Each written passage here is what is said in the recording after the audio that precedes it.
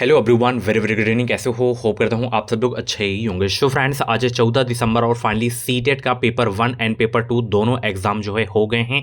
तो पेपर 2 का मैं सोल्यूशन करवा चुका हूँ। अगर आप लोग नहीं देखे हो तो जाके देख सकते हो। इस वीडियो में प्राइमरी के एग्जाम में जो भी क्वेश्चंस पूछे गए थे सारे क्वेश्चंस मैं कराने वाला हूँ। तो अगर आप भी पेपर 1 दे के आए हो तो आप इस वीडियो को देख के अपना जो है आंसर मैच कर सकते हो, कितने क्वेश्चन हमारे गलत हैं, कितने क्वेश्चन सही हैं। ओके, चलिए।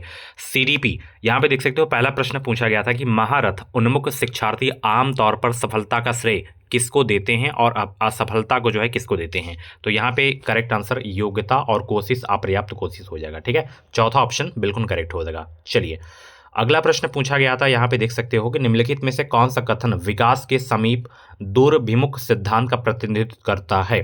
तो यहाँ पे तीसरा ऑप्शन आपका बिल्कुल करेक्ट हो जाएगा।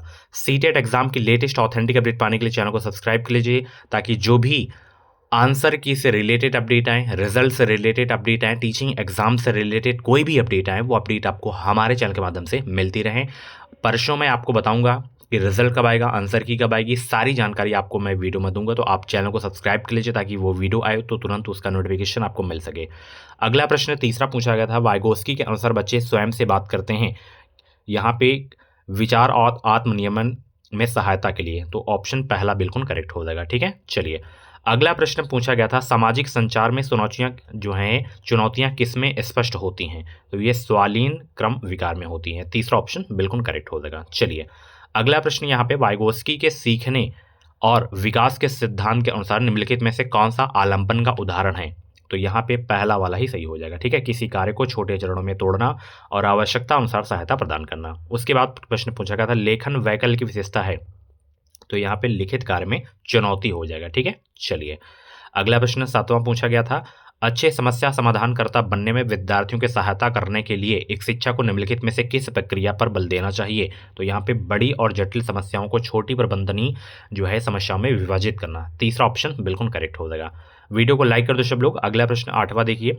इसका जो है अविकथन कारण वाला जो प्रश्न होगा, ए सही है लेकिन यहाँ पे आर गलत है। ठीक है, तो आप मिला लीजिए। आपका सेट अलग होगा तो ऑप्शन भी इधर उधर होंगे एंड क्वेश्चन भी अलग अलग होंगे, तो आराम से आप मिला लीजिए, कोई जल्दबाजी नहीं है। उसके बाद लास्ट में कमेंट बॉक्स में बताना कि आपके क्वेश्चन कितने सही हैं।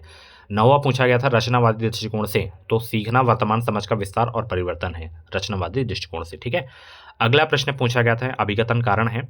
तो यहाँ पे करेक्ट आंसर होगा ए और आर दोनों सही हैं, लेकिन ए की आर सही व्याख्या नहीं करता है। ठीक है, चलिए। डिटेल में आपको नहीं जानना है, केवल आपको आंसर ही यहाँ पे देखना है इस वीडियो में। चलिए, उसके बाद अर्थपूर्ण अधिगम मुख्य रूप से किसके बारे में नहीं है। तो जानकारी को रटना के बारे में नहीं है। ठीक है, चलिए।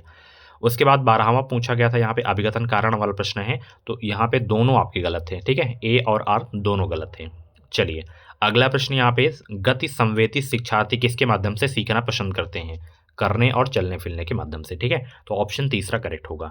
अगला प्रश्न पूछा गया था। हार्वर्ड गार्डनर के अनुसार एक वैज्ञानिक डैश बुद्धि का उच्च प्रदर्शन करेगा, जबकि एक मूर्तिकार में कौन सी बुद्धि की जो है उच्च बुद्धिमत्ता होगी। तो यहाँ पे आपका जो करेक्ट आंसर होगा ट्रांसडक्टिव और स्थानिक होगा। ठीक है, very very most important question है, कई बार एग्जाम में पूछा भी जा चुका है, हर वर्ष लगभग ये पूछा जाता है और अपनी प्रैक्टिस सेट में भी मैं करवाया था। समावेशन को बढ़ावा देने के लिए क्या आवश्यक है।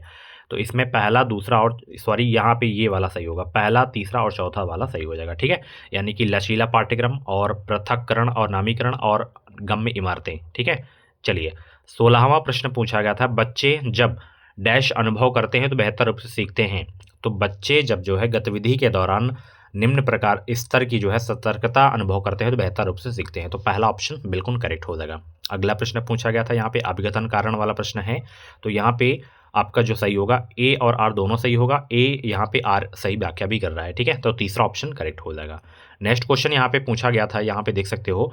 बच्चे अक्सर अपने आसपास की घटनाओं की अपनी व्याख्या लेकर आते हैं। बारिश क्यों होती है। यह पूछे जाने पर सिया कहती है कि भगवान अपने कंधों पर पानी की बाल्टियां ढो ढो कर थक चुके हैं। ऐसी व्याख्याएं जो है संकेत देती हैं कि बच्चों में अपने सांस्कृतिक परिवेश के अनुकूल सहज समझ होती है, जिससे वे घटनाओं को समझने की कोशिश करते हैं। चौथा ऑप्शन बिल्कुल करेक्ट हो जाएगा। पियाजे ने संज्ञानात्मक विकास का जो है किस प्रकार वर्णन किया। 4 गुणात्मक रूप से भिन्न चरण में। ठीक है, तो तीसरा ऑप्शन बिल्कुल यहाँ पे करेक्ट हो जाएगा।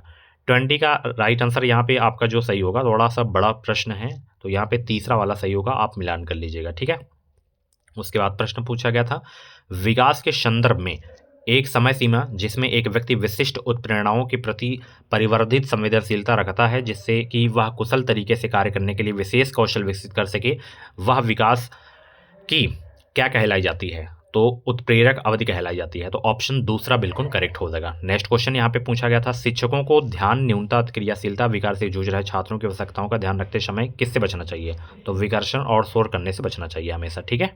अगला प्रश्न यहाँ पे पूछा गया था लॉरेंस कोहलबर्ग ने तर्क दिया है कि नैतिक विकास क्रमिक चरणों में होता है। तीसरा ऑप्शन बिल्कुल यहाँ पे करेक्ट हो जाएगा।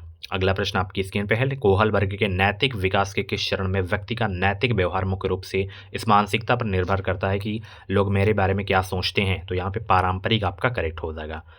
जीन पियाजे के अनुसार एक बच्चा जो सरल गणितीय उत्क्रमण जैसे 4+ यहाँ पे आपका हो जाएगा 5 बराबर 9 यहाँ पे लिखा है, उसके बाद ये घटा दिया गया है, पीछे के तर्कों को समझते हैं असमर्थ हैं, इसका कारण आपका अपरिवर्तनीयता हो जाएगा, ठीक है। तो दूसरा ऑप्शन बिल्कुल आपका करेक्ट होगा। 26 यहाँ पे अभिकथन कारण वाला प्रश्न था, तो यहाँ पे आपके जो हैं अभिकथन भी गलत है, कारण भी गलत है, तो ए और आर दोनों गलत हैं आपके, ठीक है। चलिए 27 पूछा गया था, यहाँ पे भी अभिकथन और कारण वाला प्रश्न है, तो यहाँ पे भी आपका दोनों गलत था, ठीक है। चलिए 28 निम्न में से कौन सा बाहरी अभिप्रेरणा का सही वर्णन करता है? तो इसमें अभिप्रेरणा जो वातावरणीय परिणामों से आती है ये आपका जो है बाहरी अभिप्रेरणा का सही वर्णन करता है।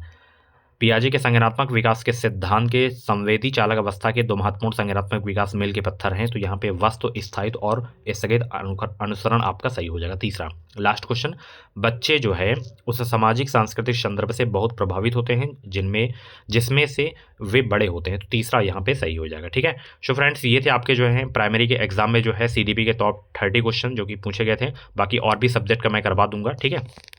आपके CDP पे कितने क्वेश्चन करेक्ट हुए हैं अपना जरूर से जरूर अपना स्कोर बताइएगा, आपके कितने प्रश्न बन रहे हैं, ठीक है। बाकी पेपर 2 का भी जाके देख लीजिएगा, उसमें मैं सारे सब्जेक्ट में एक ही वीडियो में करवा दिया हूँ, बाकी इसका मैं कल करा दूंगा। Okay, thanks for watching, bye bye, take care.